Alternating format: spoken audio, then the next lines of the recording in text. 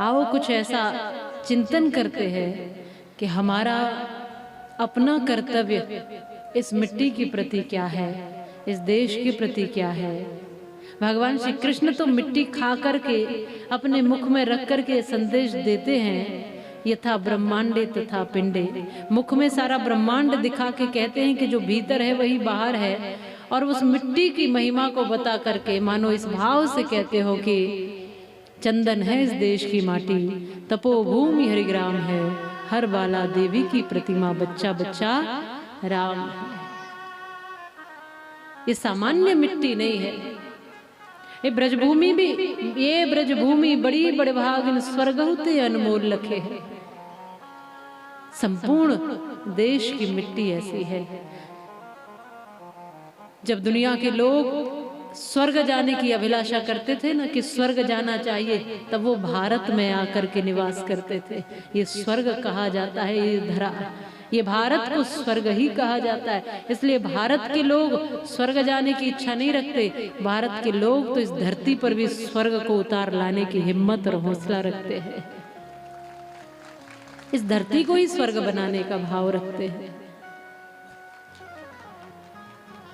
आओ उस भाव से जुड़े जहां कण कण में देवत्व बसा है, जहाँ मंदिरों की ऊंची अट्टालिकाएं हैं, जहाँ साधु संतों का जप तप है, जहाँ मंगल सुमंगल आरतियां हैं, जहाँ भगवान की स्तुतियां हैं, जहाँ परोपकार सेवा जैसे कार्य हैं, जहाँ पर चींटी के भी प्राणों की रक्षा करने का भाव है, जहाँ जीव जंतुओं की, पशु पक्षियों की, वृक्षों की, सबकी पूजा करने का भाव है, जहाँ नदियों को नदी नहीं गंगा मैया और यमुना मैया कहकर संबोधित किया जाता है, जहाँ पर पहाड़ों की भी पूजा होती है, जहाँ गाय को पशु नहीं कहा जाता, जहाँ गाय को गौ माता कहा जाता है, यहाँ पर तुलसी को भी केवल पौधा नहीं मानते, तुलसी माता कहते हैं। यहाँ मिट्टी को केवल धरती नहीं कहते, धरती माता कहते हैं। यहाँ देश को भी केवल भारत नहीं कहते, भारत माता कहते हैं।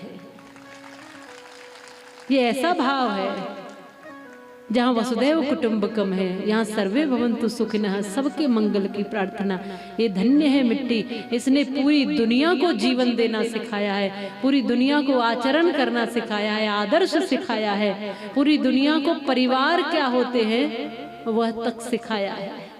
रिश्तों की गहराई इसी धरती से सीखी है सबने। हम तो कहते हैं ये घर हमारा, ये मकान हमारा, ये बेटा हमारा, बस इतना ही हमारा है। क्यों कहते हैं? क्योंकि तुमने सीख नहीं सीखी है गुरु नानक की साखी से, और शायद अभी अपरिचित हो तुम कर्मवती की राखी से। तुमने जाकर नहीं देखा है जलियांवाले बागों को, तुमने जाकर नहीं देखा सिंदूर पूछी उन मांगों को, तुमने जाकर नहीं देखा है उस माथे की रोली को, तुमने जाकर नहीं देखा है खाली माँ की झोली को।